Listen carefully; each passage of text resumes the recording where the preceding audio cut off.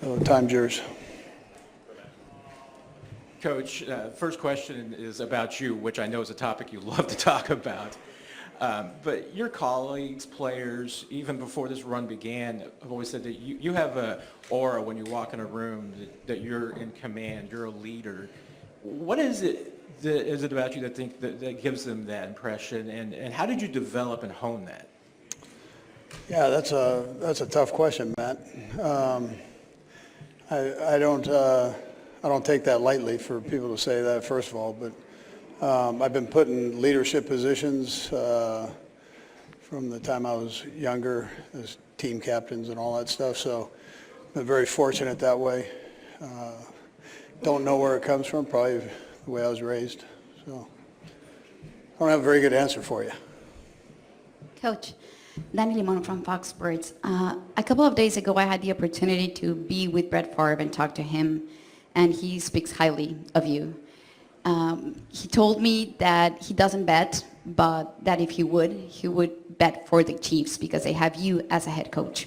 We know all about your history with the Philadelphia Eagles, but could you tell us a little bit more about being with Brett Favre at the Green Bay Packers? Yeah, so it was a great experience. I was there 7 years at Green Bay. Phenomenal organization, great people. I was around great players, Brett being one of them for sure.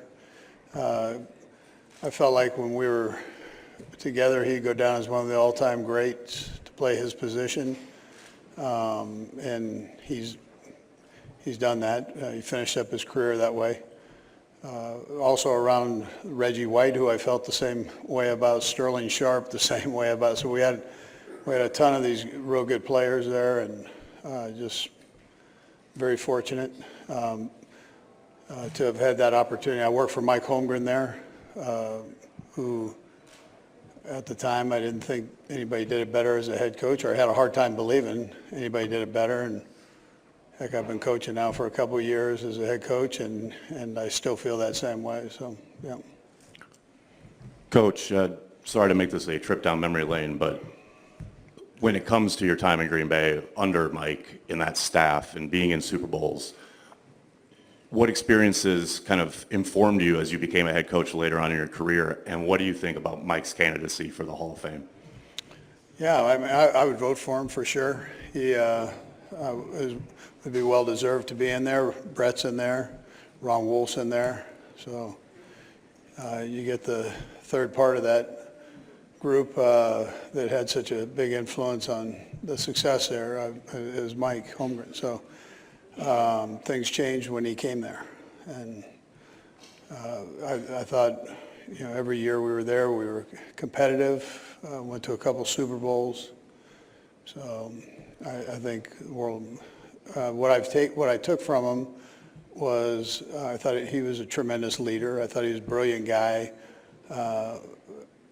offensively, but he also had a good feel for both sides of the ball. He understood how important special teams was. I love the way he handled the players. He was tough enough on them, but on the other hand, he cared about them as guys. So, yeah. Good morning, Andy. Curious how practice went yesterday, but also how practice maybe this week differs from the regular season, and that you've already installed the game plan. Yeah, Adam. So practice went good yesterday. We're just going back through and trying to polish things up here this week. Still working hard, but we're going to polish things up from last week, and it'll be a normal late season Thursday today. So, Coach, here for La Perrada, Mexico. Ever since you got Patrick Mahomes, you've beaten Vic Fangio run defenses 9 out of 9 times. What are the intricacies in his game that make you to have such a clear upper hand over him? Or is there anything you'd like to share about that, or is it just the fact that you have Patrick Mahomes and he doesn't? Yeah, it's great. It's great to have Patrick Mahomes. So I'm not going to slight that part. He's a great player. Will go down, I'm sure, as he finishes his career. He's still young in this thing, but as he finishes his career, he'll be one of the greats to if not the greatest to have done it. But, so that definitely helps. I don't want to slight the coaches and his teammates. He's got some good players that he's able to deal the ball to, and whether it's throwing it to him or handing it to him, those big offensive linemen that are helping him out. He appreciates those guys. Took him out to a nice steak dinner the other night, so he appreciates all those guys. And then he's been blessed to have some good defenses that support the other side of him there. So it takes a group, but he's definitely a great one. Yes. Coach, Taylor Lewan, blessing with the boys. This side here. Oh, Right here. Oh, right here in front. I got guys raising their hand. recently on an episode of Blessing with the Boys, John Gruden said that you were his biggest rival when it came to play calling in Green Bay. For you, at your point in your career, who do you think is your biggest rival from another head coach standpoint? Play calling wise, like defensively or offensively? Either one. Yeah. Or is Well, yours? this guy we're playing this week is a pretty good defensive coordinator.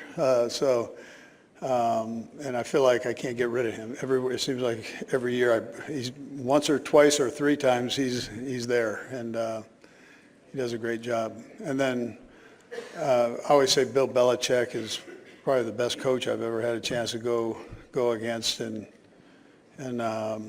my career as a head coach. So I've enjoyed watching the Lions this year and the job that their offensive coordinator did there.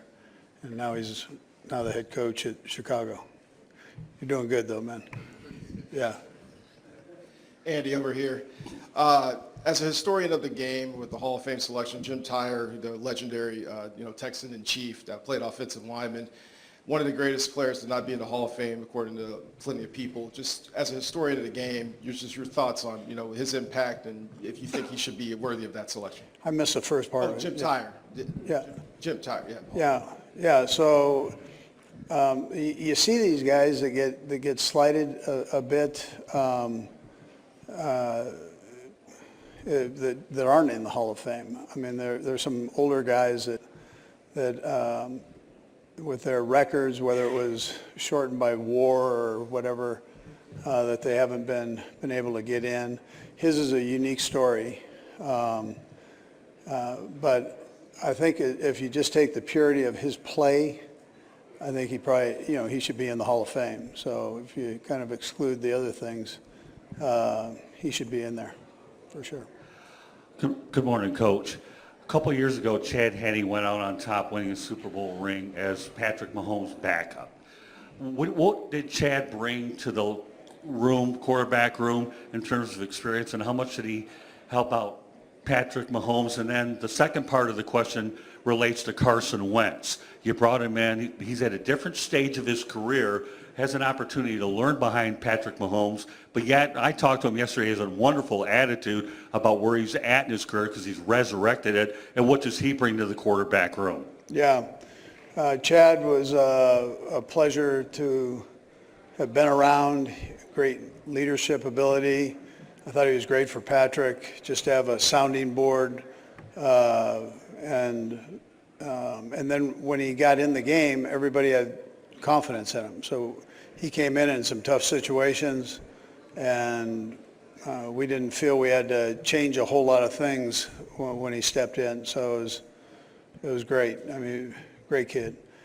As far as Wentz goes, I basically say the same things there. He just hasn't had that opportunity necessarily to step in with the ones yet, but he's a great kid, works hard. I joke to him about his size. He's a huge kid, and if he can't play quarterback, I throw him in at tight end. So he's a good one, good kid. Andy, in the Super Bowl, the fact that you're playing in a game of this importance, does it change your aggressiveness on fourth down in the red zone and how you handle OT?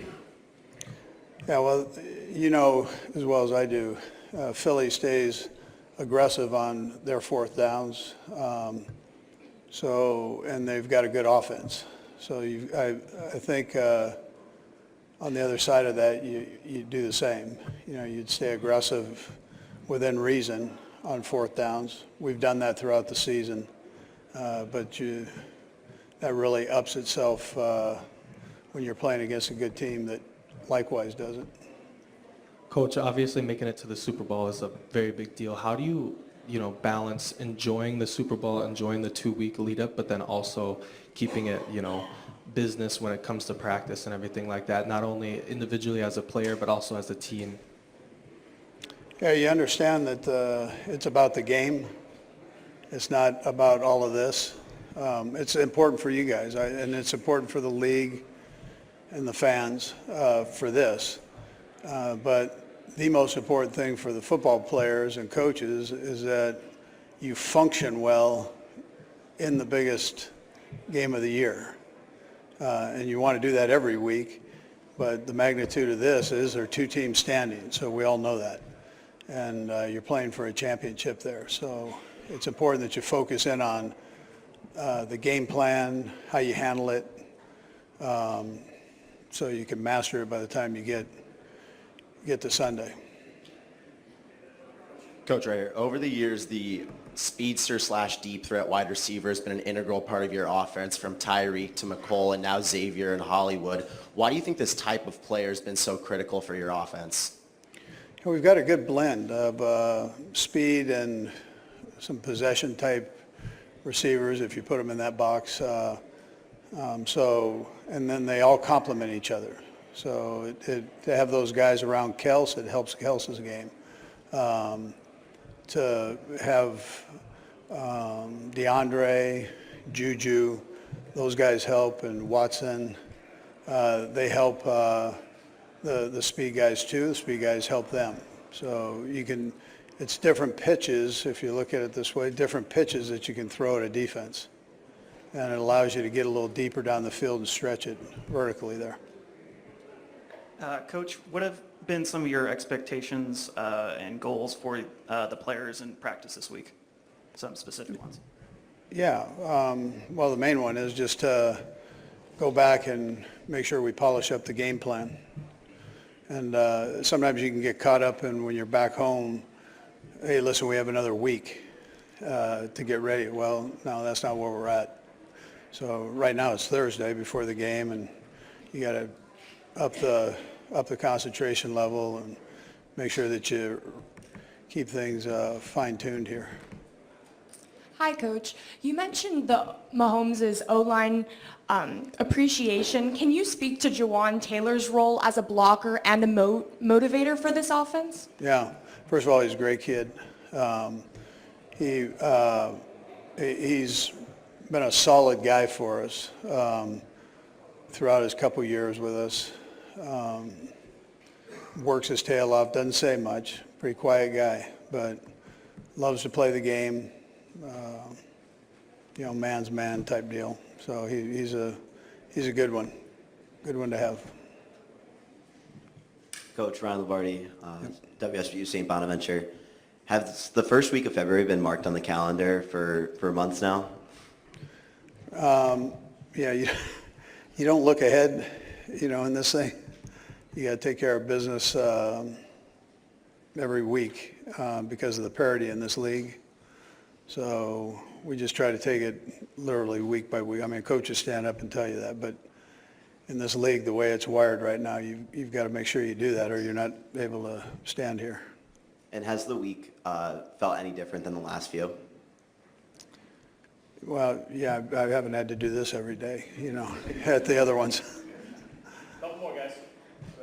Andy, there's been a lot of noise about officiating and how your team is officiated. I know you're not worried about that, but does it concern you at all that could seep into how this game is officiated, and maybe they overcorrect and say, we can't give the Chiefs a call with 2 minutes left in the game because that's going to be the story Monday morning? Yeah, listen, I don't think the officials care about what's said. They're doing their job, and they're doing it to the best of their ability, and they don't favor one side or the other. I mean, that's not how this thing goes. It's a good story, but that's not reality of how it works. I mean, you'd be insulting them to think that that's what they do. So They go out and they call it like they see it. There's some, as a coach, there's some I sit there and I go, yeah, I don't agree with.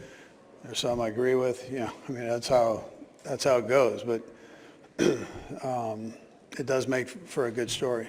Yeah. Last one. Coach, hi, over here. Nick Antonakis, WBN Sports in Boston. Very historic chance this Sunday at a three-peat, but not a lot of people talk about the journey to get there. Do you have a specific moment in mind over these past 3 seasons that define your journey so far to the chance at a three-peat this Sunday? No, I would probably tell you no. I mean, it's a conglomeration of all of the hard work that the guys have put in, you know, and whether it's coaches and players. I mean, the guys, there's so much time and effort that goes into each game. You know, I'd equate it to studying for finals where you just completely exhaust it that week, mentally, physically, to get yourself ready, and then you go out and you cut it loose. And so they do that 17 times out of the year, 18, 19, 20 if you're lucky. So, but I wouldn't say it's one thing that jumps out at me. I'd just say it's that whole body of work of, you know, 3 years of work in this league is, it's like dog years, you know. So it's, there's a lot that goes into it.